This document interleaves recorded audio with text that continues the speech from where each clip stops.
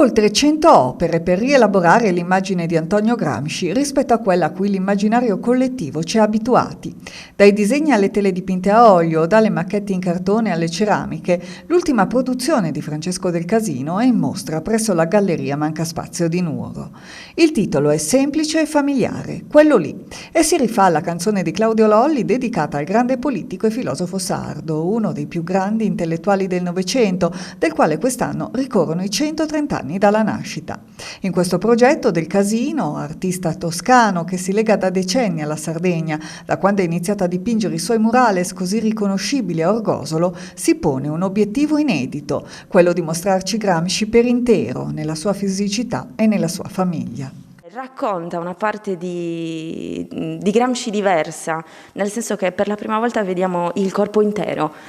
Ed è un punto che abbiamo preso in considerazione tutti nel momento in cui scrivevamo il catalogo, sia io che il professor Antonello Cuccu, sia il professor Tommaso Montanari che la professoressa Franca Zoccoli, perché in realtà per la prima volta Francesco Del Casino ci restituisce la parte umana di Gramsci, quindi la famiglia, il suo bisogno di compagnia, il suo bisogno d'affetto, ma anche un'immagine del pensatore più